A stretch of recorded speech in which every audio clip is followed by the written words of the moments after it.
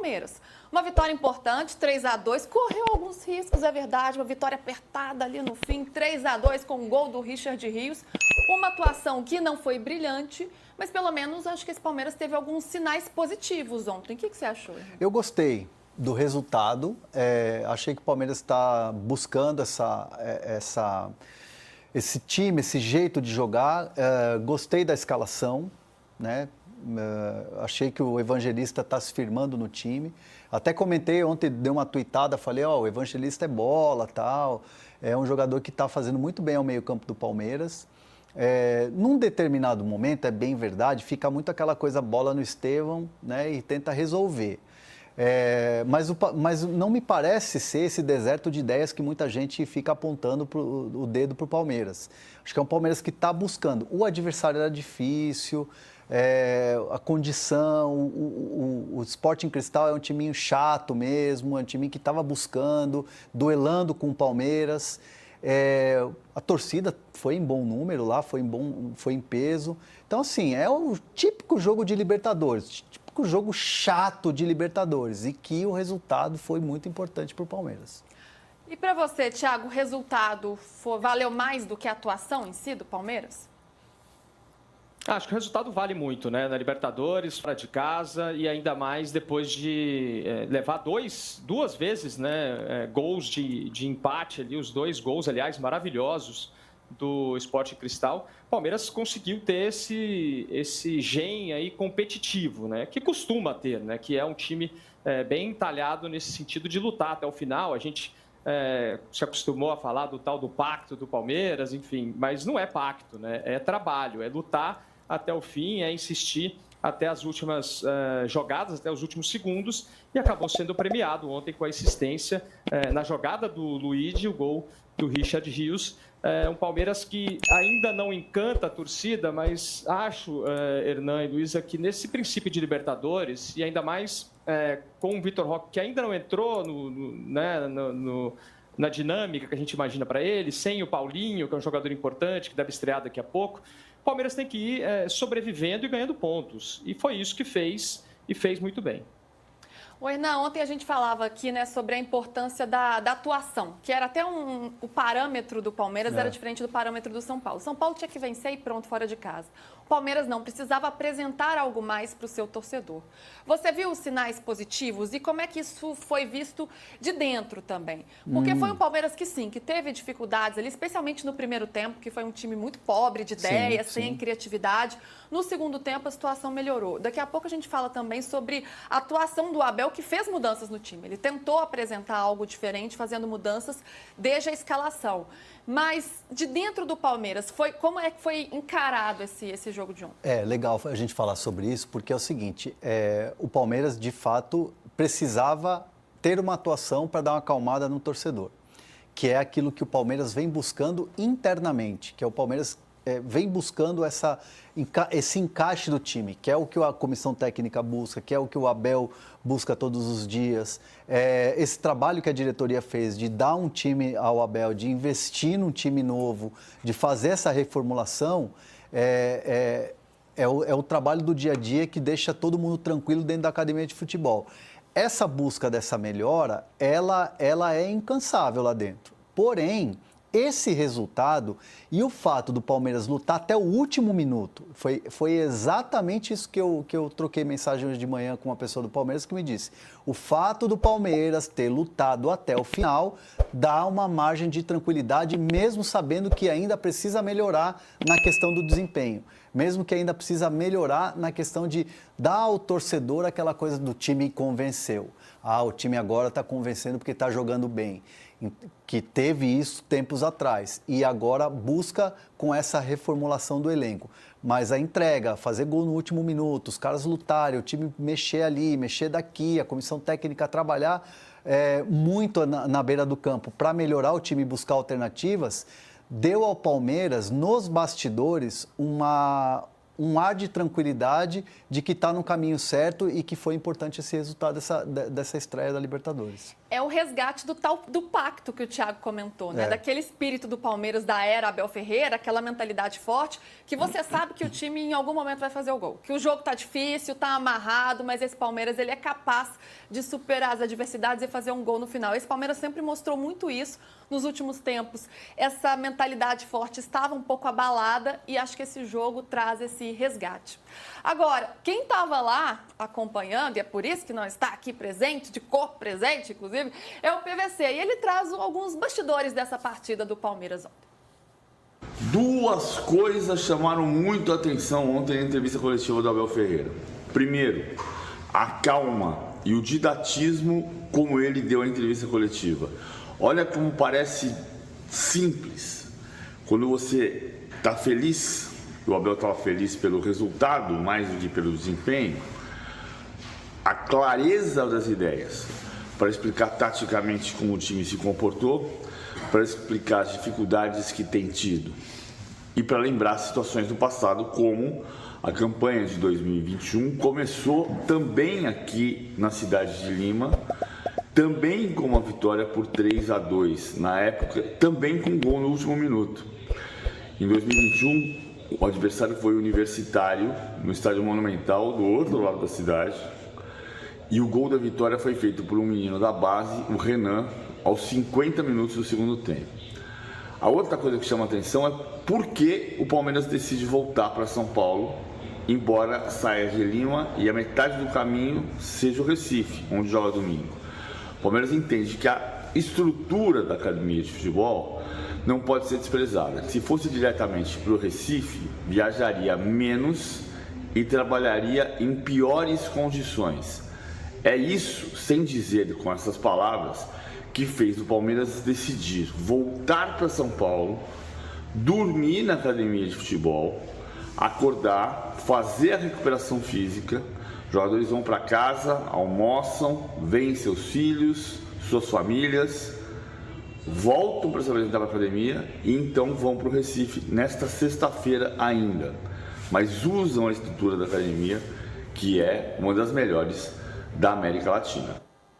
Tá aí o PVC, então, contando um pouco dessa logística do Palmeiras. Não, e assim, o Palmeiras acertadamente, e isso não foi agora planejado, isso é uma cultura dentro do clube, né? Não vai ser assim em todas as situações em que o Palmeiras tiver essa situação de você jogar fora e depois ter que jogar em algum lugar mais longe dentro do Brasil, no Brasileirão.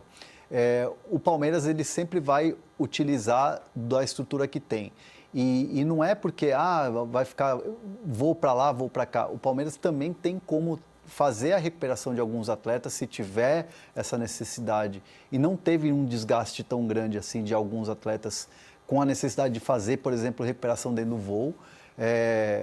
O Palmeiras tem essa possibilidade no seu equipamento. Então, o Palmeiras fez essa logística, não desprezando nada, mas simplesmente utilizando o que tem, que é o melhor. Sim, e optando fazendo aí a melhor opção, né, para a recuperação dos atletas e pensando já no próximo jogo de uma recuperação, já que o calendário é tão cheio, né, já tem jogo aí no fim de semana. Voltando agora ao jogo, Thiago, eu queria falar um pouco sobre as escolhas do Abel. Ele fez mudanças no time. O Abel percebeu que ele precisava mudar, que o time precisava apresentar mais e ele tentou. Ele armou ali com 3 zagueiros, uma linha de 3 com o Fux de um dos lados, né? O Richard Rios foi para o banco, o Murilo foi para o banco também. E como é que você viu essas mudanças? Você achou que funcionou? A gente viu um meio de campo também modificado com o Lucas Evangelista, com o Felipe Anderson no lugar do Veiga, com o Martínez também no meio. Como é que você viu essa escalação do Abel, que criou até uma certa expectativa de como o Palmeiras se apresentaria dentro de campo? Olha, Luiz, acho que a escalação é uma tentativa de um técnico que sabe que ele precisa mostrar mais e o time precisava mostrar mais, né? É até louvável que o Abel faça isso numa estreia de Copa Libertadores, né? Geralmente os técnicos costumam fazer esse tipo de mudança em jogos talvez menos importantes, mas acho que dentro do que a gente pode cobrar de um time que não tinha jogado desse jeito, que não tem o Veiga, como você disse, que é uma peça muito importante, acho que foi de médio para bom. Realmente não vejo o Palmeiras tão mal quanto a torcida do Palmeiras tem visto. A torcida do Palmeiras a gente sabe que é muito exigente, mas acho que a gente tem que ir pegando alguns detalhes positivos, né? Por exemplo, o Lucas Evangelista, que o Hernan comentava antes, que é um jogador que pode melhorar bastante o meio-campo do Palmeiras, jogador muito técnico.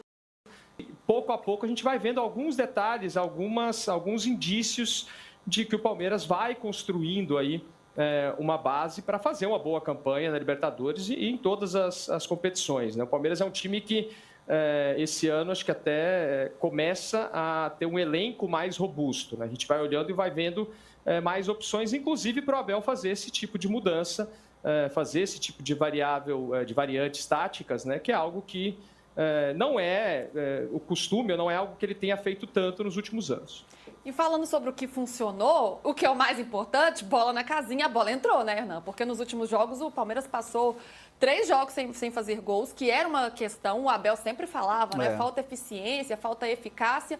Ontem marca o primeiro gol com o Estevão, ele até poderia ter feito um antes, ele teve uma chance ali na pequena área, a bola passa... Cabeceia, né? Assim, ele mira. Agora eu quero ver o Hernan ele mira ali, ó. aqui. Ensina o Estevão, vai, Hernan. Pá! E aí ele vai certinho, mas vai pra fora, né? Ele vai consciente, mas vai pra fora, né? Foi uma cabeçada... Como é que é agora?